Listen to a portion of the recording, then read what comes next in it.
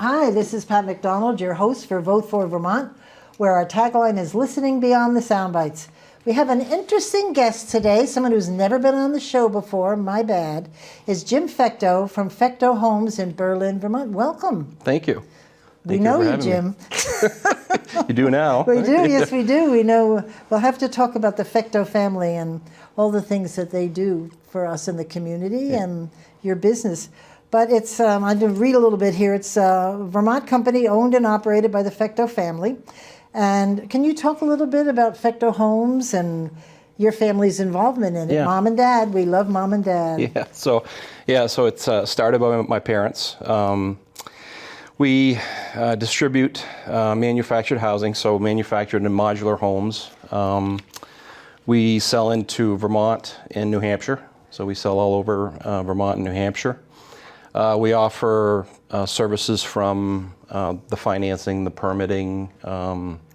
If it's local, we'll do site work, concrete, some of the utility connections, that kind of stuff. If it's not local, then we'll work with their subcontractors to get the project done. Cool. And we install the houses. We get them from Pennsylvania.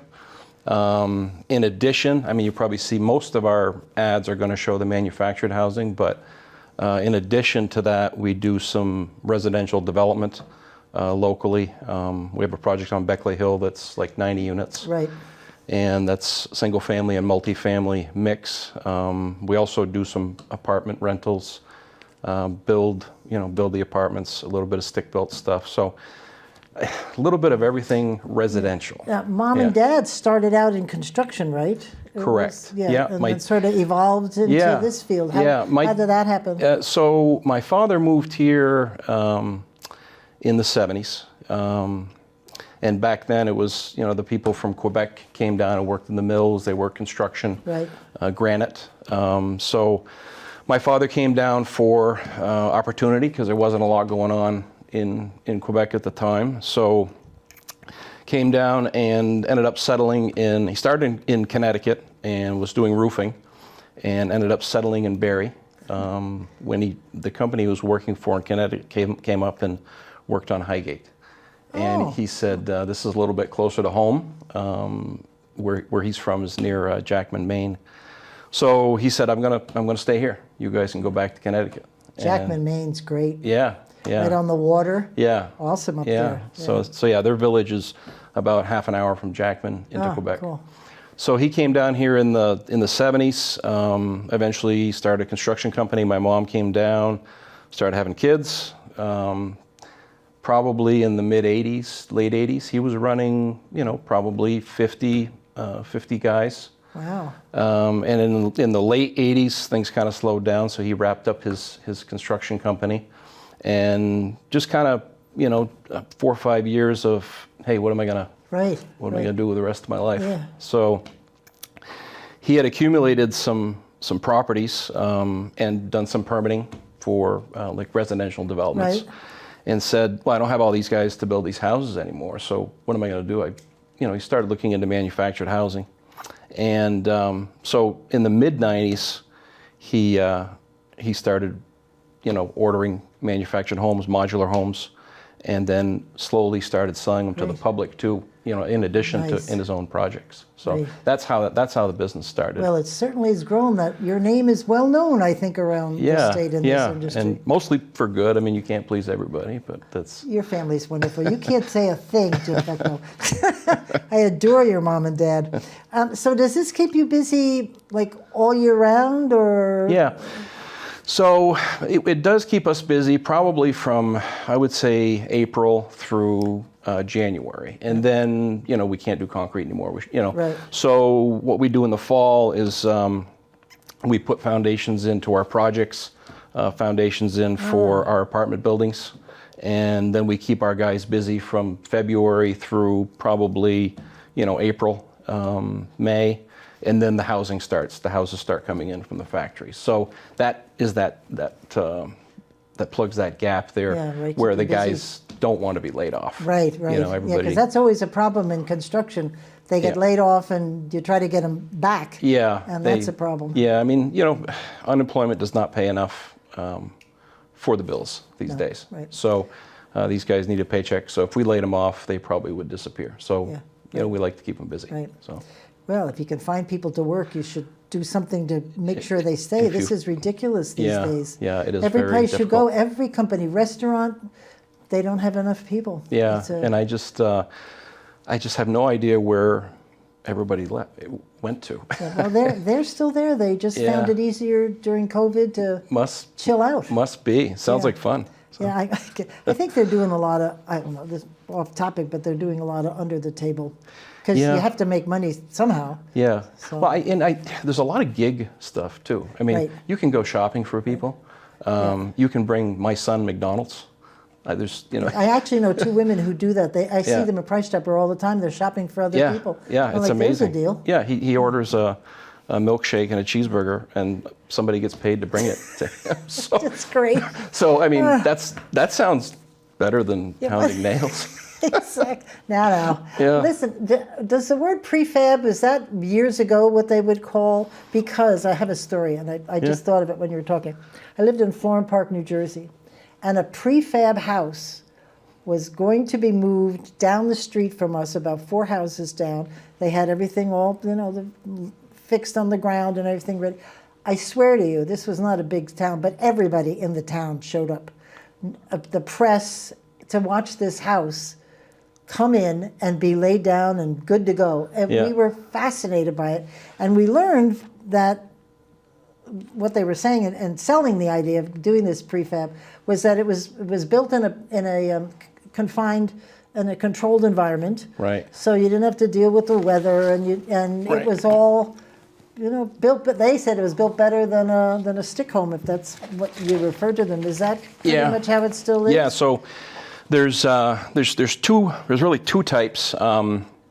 There's manufactured homes, which are the mobile homes. Yeah. Oh, So, okay. but we don't use that term anymore. They're manufactured homes, and so those are built to a national code.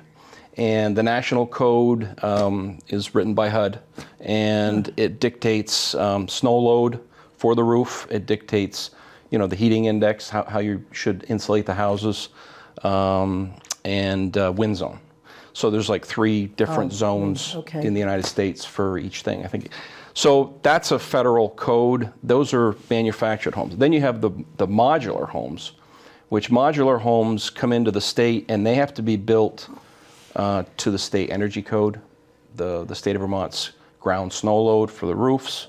They have to be built for the plumbing code, specific to Vermont. Does modular mean attached, or what They does could both modular- come in 2 pieces, but it's a different type of construction. So a modular home is built to the same code that a site-built house would be. Oh, okay. But a single wide or a double wide could come into the state, which they do, with a 30-pound ground snow load on the roof, whereas Berrytown is 50.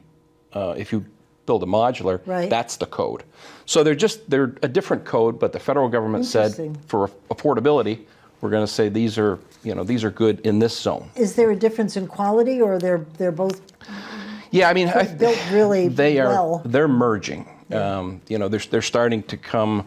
When I started, they were still offering like 2x4 walls, and it was a lot less quality. But now the standard is 2x6 construction.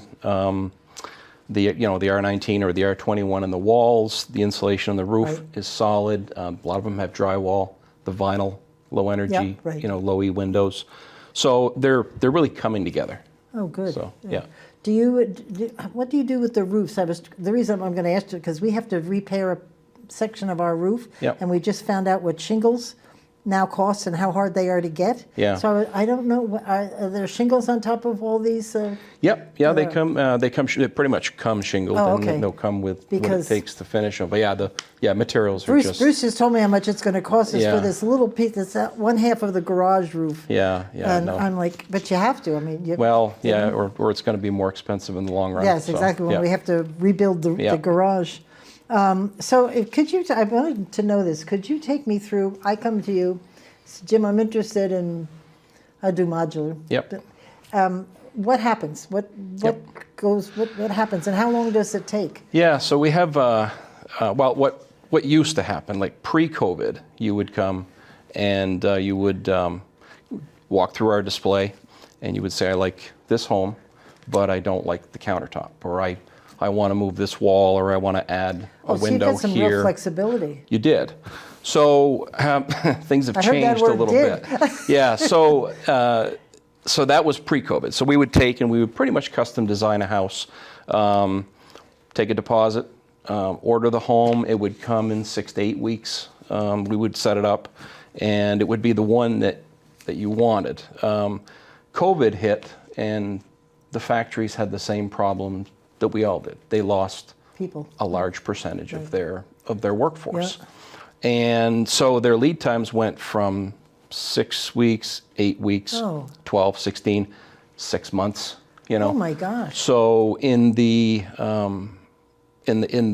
fall or late summer, fall of 2020, we decided, looking at these lead times, how on earth can we start in January and order a house that will come in August? It just puts us out of business. Right. So we said we have to actually have inventory, and then people are going to have to like what you got, what we get. Right. So we ordered. We must have ordered 30 or 40 houses in the fall of 2020, and they landed in January, February, March of 21. Huh. So as they were coming in, people were like, okay, well, I like the floor plan. Right. I don't like the siding color, but I'll live with it. So the business model's changed. So we're not custom anymore, but we do order a bunch of houses, try to vary them, and as they come in, people buy them. Yeah. So we're more like the camper business now, or the car business, where I was just our lot, cars,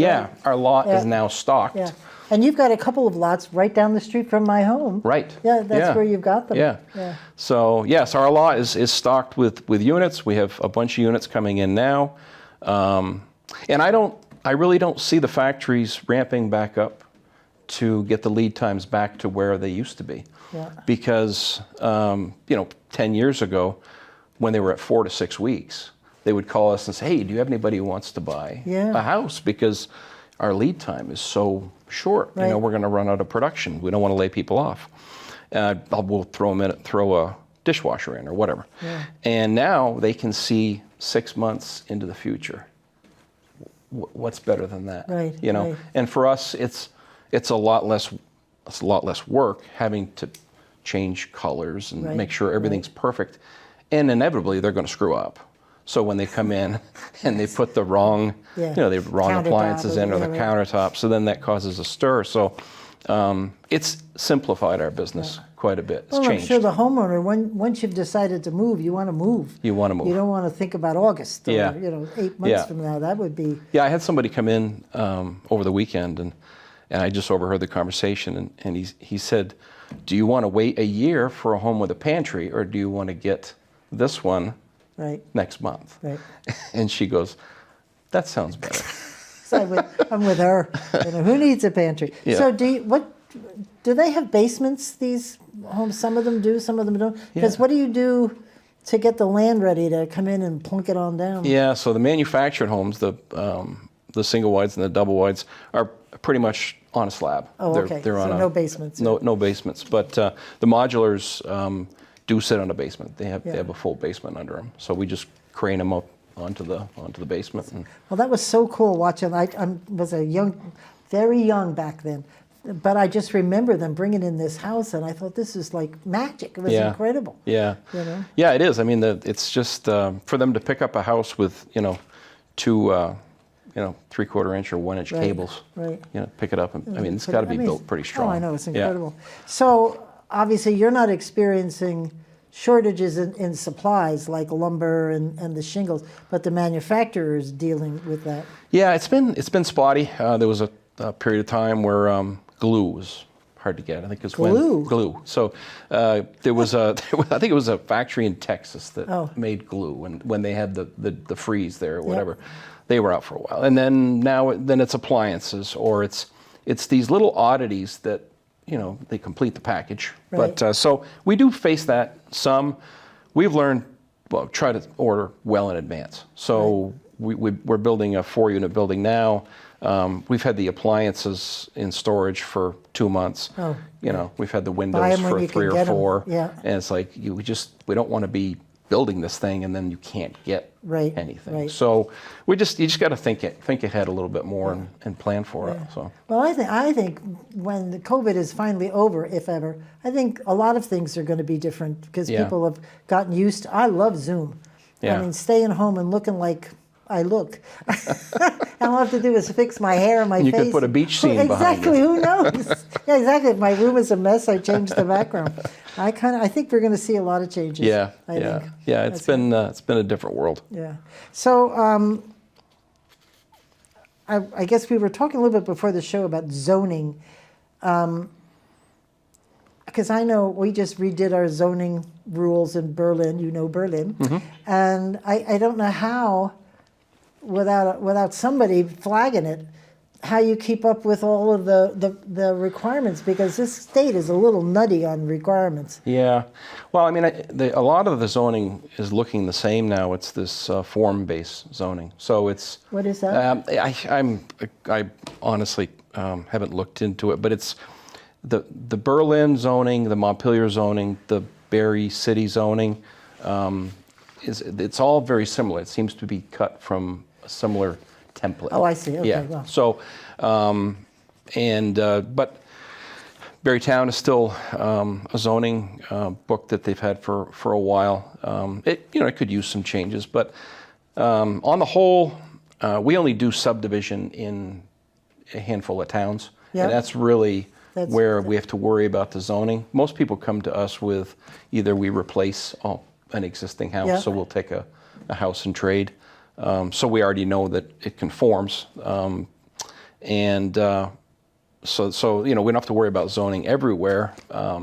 But you're right; it is something that varies so much from town to town, Right. And everybody's got a different opinion on what should happen where. They don't always ask the right people if it's logical or not. Right, yeah, exactly. Because I know, I was going to ask you a little bit later on, but I'll do it now, about Act 250. Yep.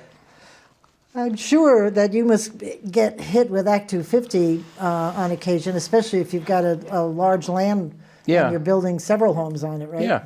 Yeah, we went through Act 250 with the Barrytown project, and I mean, like we were talking before, you put your time in and you put your money in, Right. and you meet the rules, do what you can within the rules with the property, and if it's financially viable, fine. If not, you don't do it. But you will get your permit in most cases. And what I notice is what I noticed in this project, it was the first big one that I'd really been involved with. I've done some smaller ones, but and Dad did some years ago.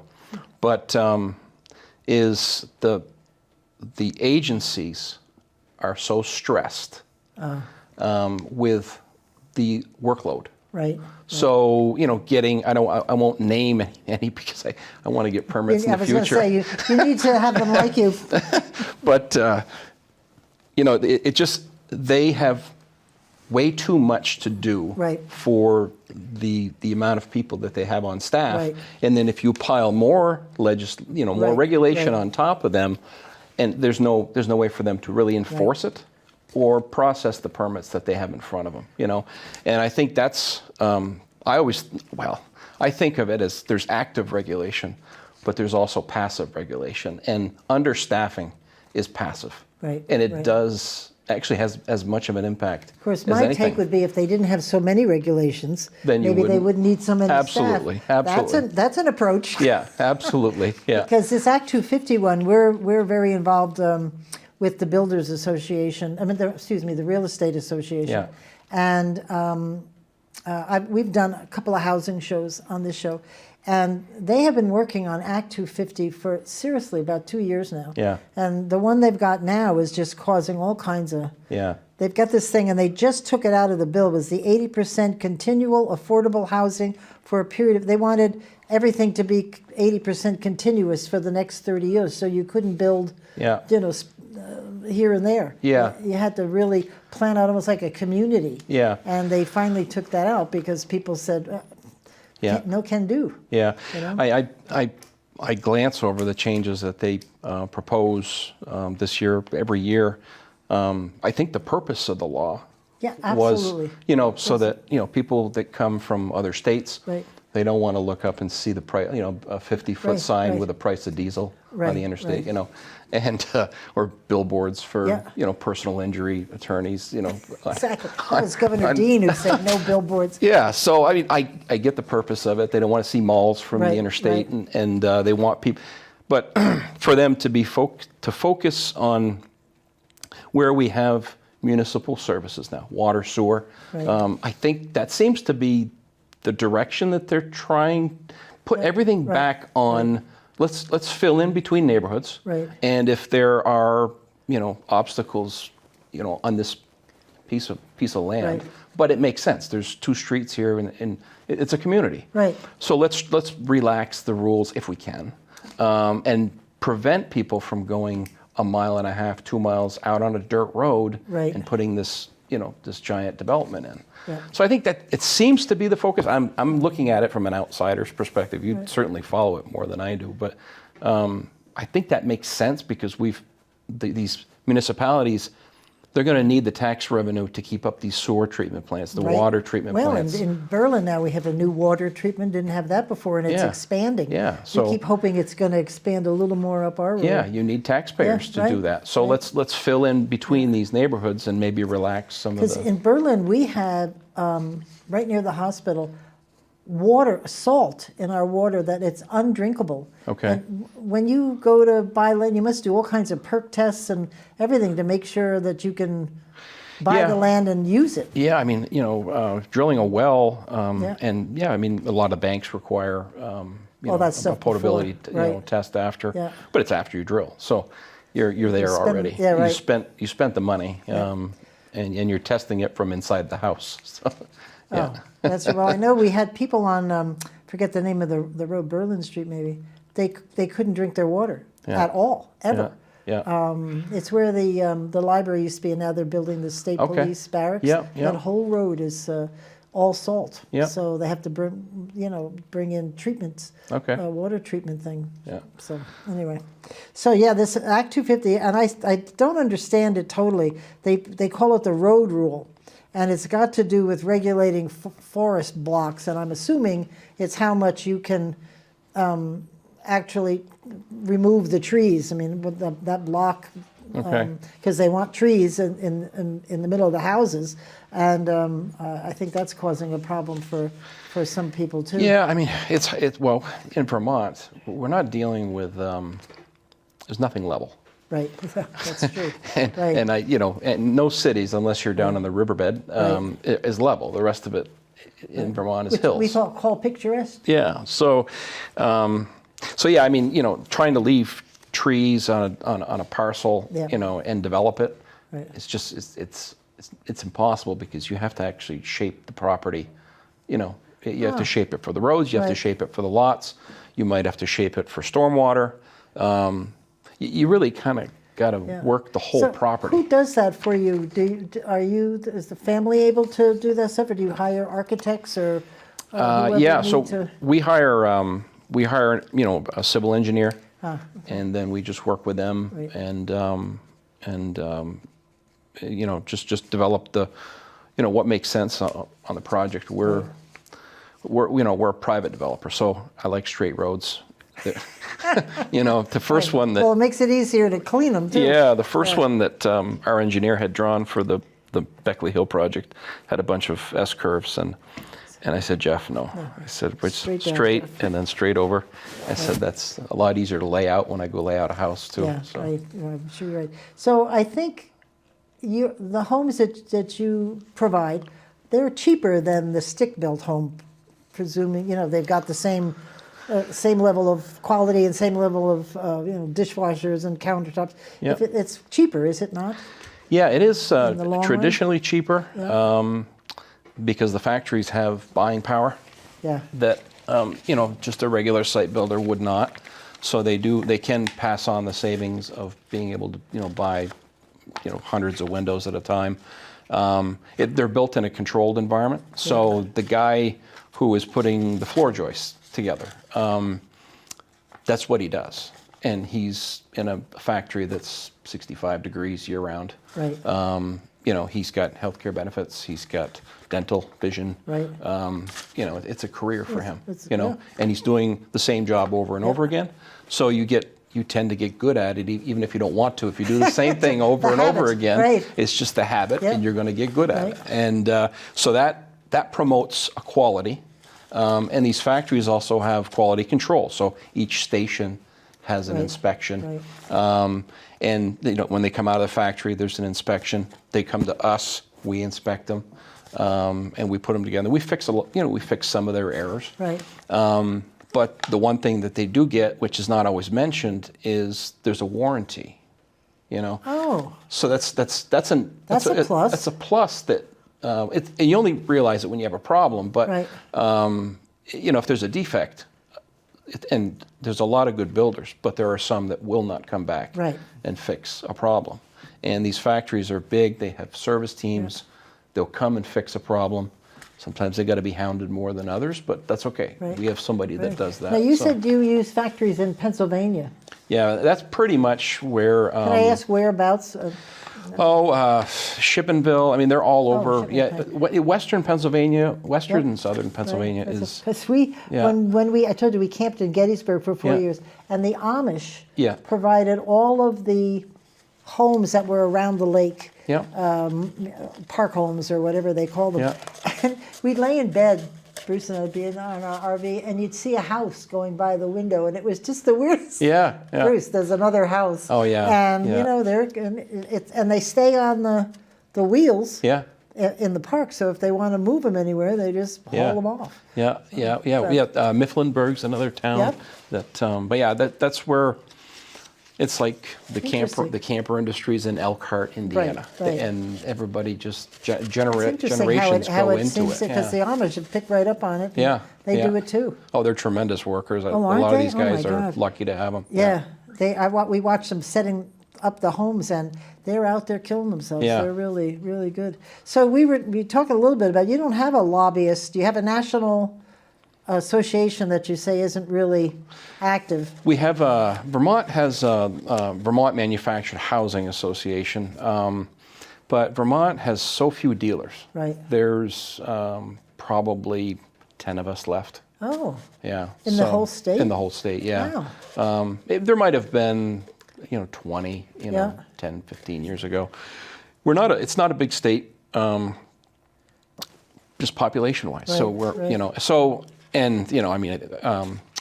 I'm like secretary, but we haven't met for 2 years. It's just, we're not active. Well, we're just not active. Because our legislator, as you may know, they'll put things in right at that last minute there. And if there's not somebody there to flag it for you, it could be a shock when it gets passed. Yeah, and that's probably something we would need.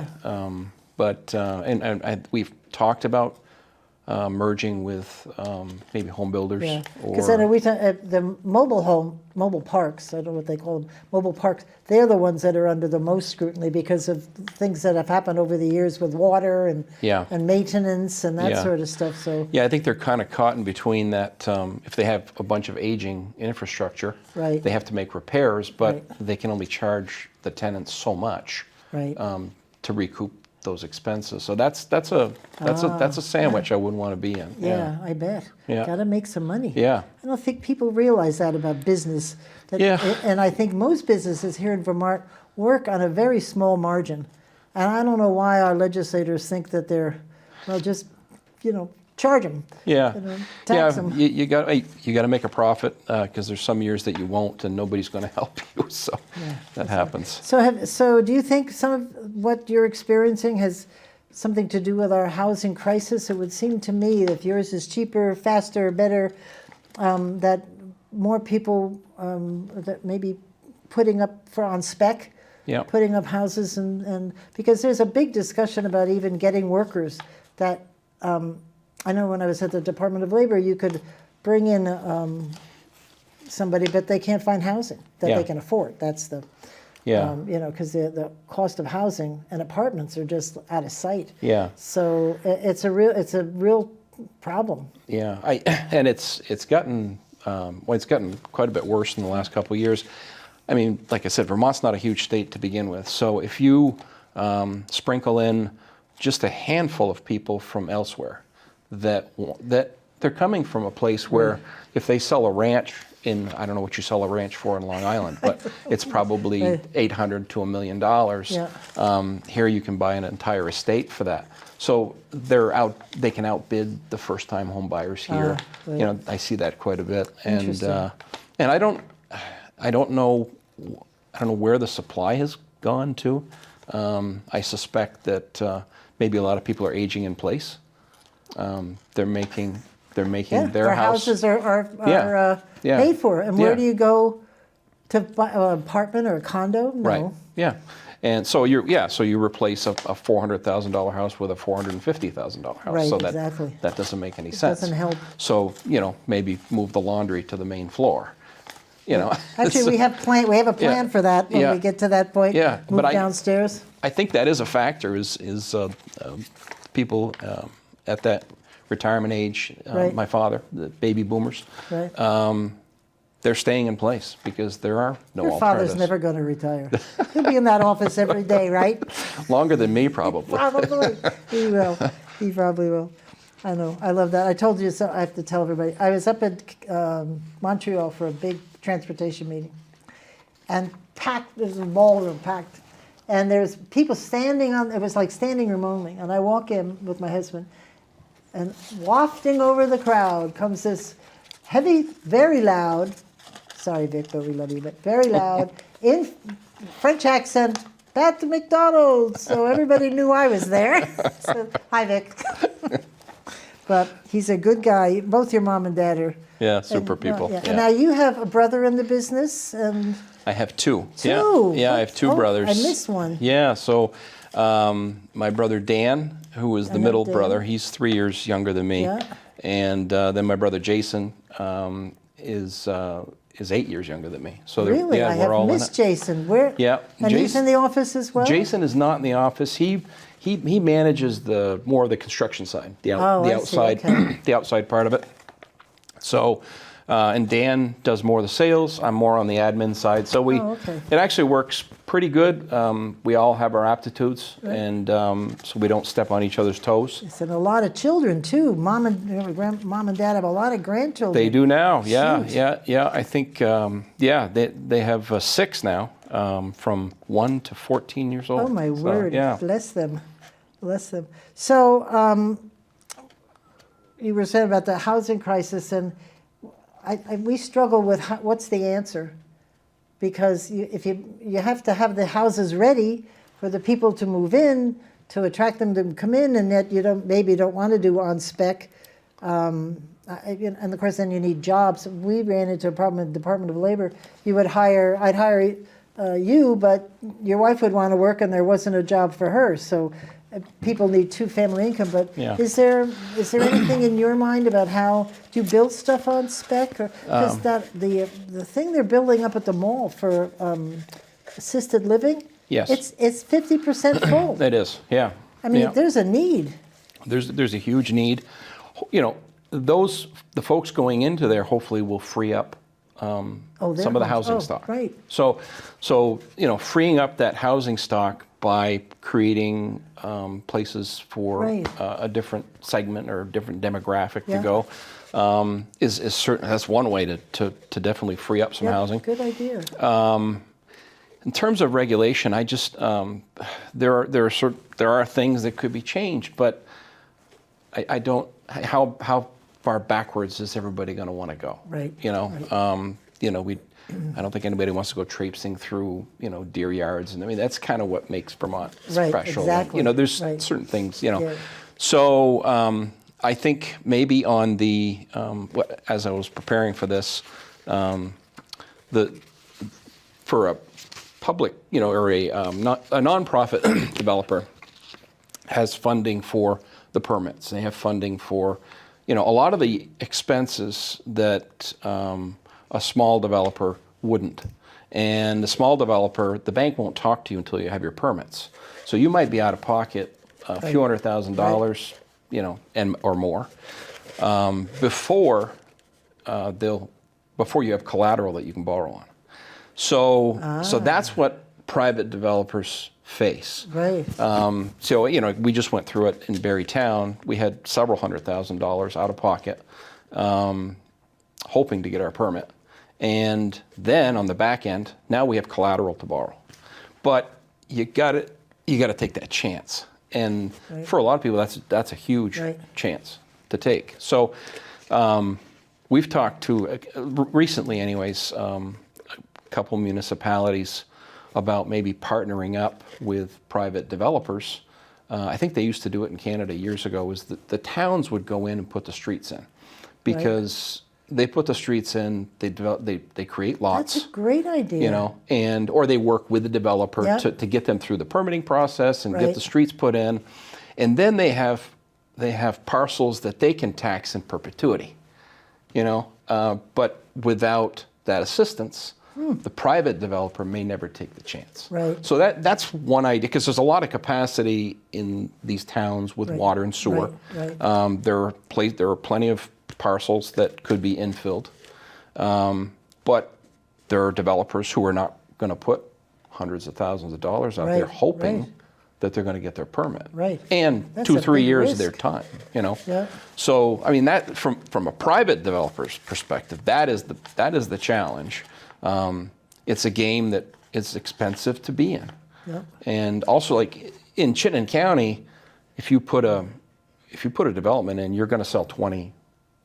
Nowadays, you probably sell all of them, but you're going to sell 20 a year. Right, because the need's there. Because the need's there. Yeah. But a couple of years ago, here in Washington County, you might sell 5 to 10. So, and it costs the same. Actually, it costs more to develop here because nothing's flat. Right. And the pavement's the same. The water line's the same. Everything's the same price as it is in Chittenden County, except the momentum, the pace of sale is not the same. You get your return on investment quicker. You get your return on investment quicker. Yeah. So, because these projects have a carrying cost. And, the more houses you can turn in a year, the more you can overcome that. And you're also paying taxes on the land. They're going to get you for taxes money on right the out land. the window. Right, yeah. So that's, that's an obstacle, definitely, that would help. Right. Yeah. That's great. Yeah. Well, and so you're actually working now with some of the towns is there a group or is there momentum? We were talking, and it kind of has, because we have a project going now. Yeah. I don't have really the time. Right. But, may in the future. Yeah, for sure. So it may be something that will, So, because I know you had some land in Montpelier that I think things didn't happen as quickly as you had hoped. I don't know what that. My sister lives right near there. Yeah. And I think it was sort of in her backyard by Isabel. Yes. Yeah. But you sold that, so it didn't come together as quickly as you had hoped, I guess. Yeah, we're actually under contract now for somebody who wants to put some units in there. Oh, good. Because that's a nice area there. Yeah. And when you're there and you really don't feel like you're in the city. Right. And it's right down the street, so that's cool. Yeah, we had permitted that that was back in 2005, I think, for 219 units, and it just grew. We started with just a loop up top, and then there was a rule in the zoning about the length of a dead end road, and so we had to connect down to Route 302, right. which, once you're in, sometimes we're French, we're stubborn. Yeah, you got to do what you got to do, Just keep right? designing and keep pouring money into it. And then it turned into this monster that we didn't feel like tackling. And 2006, 2007, we're like, no. Yeah, no. right. Good for you. Well, listen, it's also smart to know when to pull the plug. If Yeah. you guys have been in the business long enough, you'll know when that time is. Yeah. That's a good thing. So I was doing a little search on internet, and I found a couple of things, mostly with the National Manufactured Homes Association, whatever it's called. But they said there's little government subsidy with this kind of housing. Why is that? Is that just?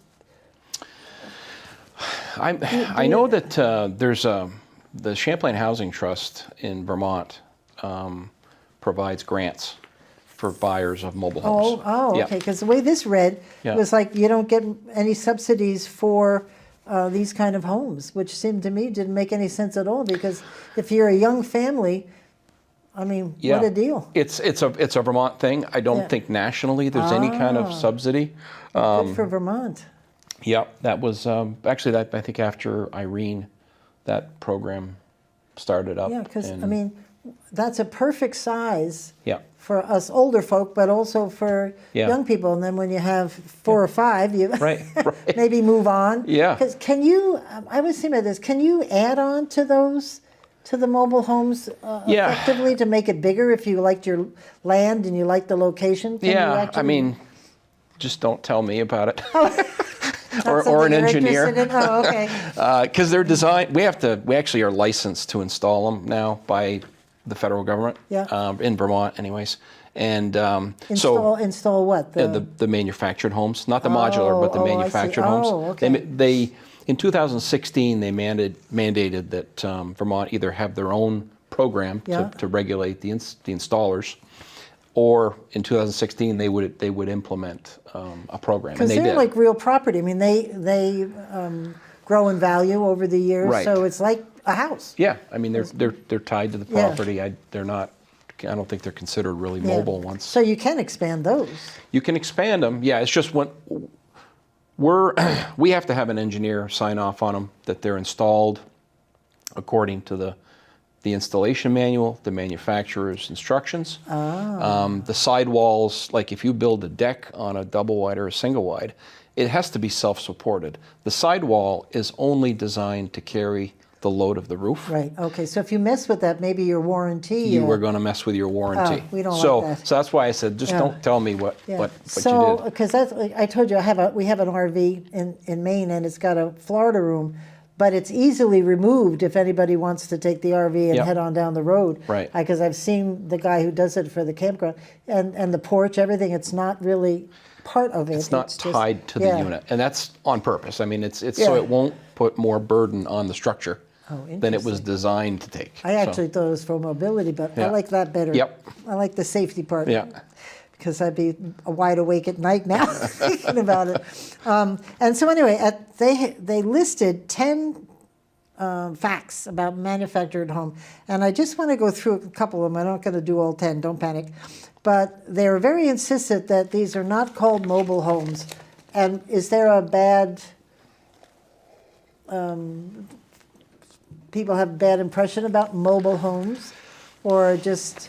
it means something different in your industry, that it's not a mobile home and you're not supposed to call it that? Yeah, I mean, I guess there are bad words in each industry. Right. And in our industry, it's trailer or mobile home. Right. The term is manufactured home. Right. And that's when they, I think in 1976, when the act went through, they started calling them manufactured So where did housing. prefab come? I used earlier. That must have been a beginning. Prefab, they call it. Yeah, prefab is it was probably more like along the modular Well, side. I'm sure that's what it was, because I mean it was like a little cottage. Yeah. It was this little thing that arrived and built off site and brought to site. Exactly. Yeah, it was so cool. Yeah. I still remember it. And here's the one they said that are technologically advanced and considered green housing, which in Vermont is a big thing. Yeah. If it's friendly environmentally, and that would be a great selling point. Yeah, I mean, I think just by the factory environment with little waste, I'm sure they order their lumber to be specific. Right, exactly. So that there's very little waste, so that makes it green. I've worked with some of the people on the national level, just trying to get them to put in like heat pumps and some of these other, the heating sources, insulation values. Get the insulation values up. You pay a little more up front, but every year you save money. So making the roofs solar ready, because Oh, you perfect. need a little more pounds per square foot Right. to have panels on it. So there's a lot of things that I think you're Yeah. going to see in the future. But right now, these factories are so busy that they have enough of a backlog. There's no sense of urgency to innovate. Yeah. But they will. So let me just, because this is a personal question. When you put on these panels, who checks in older homes? Who checks the load? Do they check that when they're putting on? Because Bruce, we keep talking about putting on these things, and my house is 1978. Yeah. And I don't remember doing too much Yeah. to its structure. I mean, we don't do any solar installs but they ourselves. must check. But I think they're requiring 5 pounds per square foot more. Oh, really? Than but I have no idea who checks it. When I was thinking, I keep thinking about it because you know how wonderful it would be. Of course, we have a place on our property we could hide it so you wouldn't see it. But I keep thinking, no, I couldn't sleep under it. I just have to know if it's good or not. So anyway, because they obviously talked about this facts about they're faster and less expensive to build, which we've talked about, and they also talked about individual lots not regulated to trailer parks. So you don't have any zoning things that say you're not allowed to put, these homes are like homes. I mean, I know you can't put an RV on any homes here, on any lots. I can't quote the statute, but it's in the Vermont statutes that you cannot discriminate against mobile homes, manufactured homes. Oh, good. But as a landowner, we've come into a lot of situations where somebody wants to put a manufactured home on it, and the covenants say no mobile homes. So from the unit or whatever. From the actual subdivision, somebody had put in a covenant that says no mobile homes, and I get it. I mean, if you're going to be putting $500,000 McMansions, right? Yeah, McMansions. You want to make sure that you're protecting that investment. Right. Everybody, or it wouldn't be marketable. Do they have an impact on area taxes and the value of your home? If somebody builds next to me and builds one of your, is that? I couldn't. That doesn't do anything, does it? I couldn't. If they consider it and its value goes up. Over I've the never years. seen a town that refuses to tax. Yeah. Or a state. We got that down. And because this says here, it appreciates just like the site constructed home, so it wouldn't have any impact on it. They do resell. I mean, just naturally, inflation, has real estate goes up, and then we have inflation, and there's an appreciation of these, and they're built a lot different than they used to be. The only time they lose value is if you put one on a lot, and then in 5 years you say, I don't like this one, I want to trade it in and put another one. Well, then obviously, you're going to lose all the install costs, the transport. We have to take it off, remarket it, maybe touch it up. So how hard is it to come in and lift it up and move it out? I mean, it's most of the time it's a day or two to pull one apart. And we do quite a bit of trading. It's like cars. Well, I don't know how many mobile homes. I mean, RVs we've had. We don't. Yeah. We just don't like something and find something we like better. Yeah, it's just a little bit more difficult to do. But there's the pre-owned market is a big market for us. I mean, we'll sell some of these to young couples that can't afford something that costs 3 times as much. That'd be even cheaper probably if it's a used. Yeah, so it's a good way to start. Maybe Where do you have those homes? Are they here on your? Right across from the Wayside, we've got some pre-owned homes. We don't have many right now. I gotta go sneak on by and go check it out. Yeah. Interesting. And so it's a good alternative. It's less expensive, like a used car. I mean, when you're starting out, you get a used car. Do all these come furnished? No. No. Okay, so it's just the shell and the kitchen. Yep. And the appliances. Laundry or appliances, and then you bring in your own furniture. Yeah. Interesting. I think that's exciting. I kind of like it. And they have the thing, this is what I love. It has to be able to withstand 170 miles because if you're in an RV, say, and you're in Gettysburg, say, and there's a tornado warning, you leave. Because I said to my husband, once it gets up to a certain level of warning, I said, we are out. Yeah. I said, I'm gone. Because they just pick those things up. Yeah. And, Yeah. but 175 is pretty Yeah, that's strong. probably the higher wind zone. Yeah. Up here, we're not, we don't get those bursts, but we have to deal with more snow. Right. And, Yeah, on the roofs and so. Yeah. So Temperatures. anyway, we have just a few minutes left. Is there anything else that you'd like to talk about? Because we could chat about tiny homes. I asked Jim, I said, well, I would think logically would be the next thing would be tiny homes, but you weren't very impressed. And it's like. When that whole, and I don't want to knock anybody who's I in think one. they're Yeah. perfect for some people. Yeah, but well, we had a park model in Derby, and I loved it. But I just read so many articles about people who built these tiny houses, and they cost $100,000 to build or whatever it Really? is, and or if they buy one, it costs Right. so the price per square foot is high. There's zoning. Where do you put it? Right. And I think it's fine for a couple, but when you introduce a couple dogs and then a child, right. and All of a sudden you're like, there's like nowhere to escape Yeah. to. And there's not many windows in them either because you need wall space to put the cabinets and to Kitchens do and the stuff baths, that you can't do in a house. Yeah, I think I think they're neat. Oh, I think so I too. just think tiny may be too small. Small house, like Right. 800-900 square feet. Couple bedrooms, Right. a bath. I think that's comfortable. That's we're Someplace to go hide to get away from everybody. gotta You have need that. at least somewhere to go. Exactly. Yeah. Exactly. That's funny. Well, I really appreciate your coming on. Yeah, this has been great. I appreciate It's been it. fun. We'll get you famous all over Vermont here. Jim Fecteau. We should ask your dad to come on. I bet he's got some stories. But and I have to go meet your brother. That's Yeah. sad that I don't know your brother. Yeah. I have to go bug him. Yeah, there's 3 of us in it. Yeah. Yeah. Sometimes you all come to, oh my God, Wayside. I almost went blank. Yeah. Wayside. Yeah. That's where I see your mom and dad mostly. But Yeah, anyway. yeah. We spend a lot of time in there. You have a website. You want to share that? Yeah, it's fectohomes.com, and you'll find our houses on there. Link to our project in Berrytown, off Beckley Hill. Great. And there's a lot of model homes right on your property we've got on 302. Yeah, we got some drone footage today. It's on our Facebook page. We've got a lot of, probably, 17 or 18 on display now, Great. and we've got more coming. So, yeah. Cool. Well, thank you very much Yes, thank you. for coming. I Yeah. appreciate it. Thank you all for tuning in, and we'll see you next week. And in the meantime, keep listening beyond the sound bites.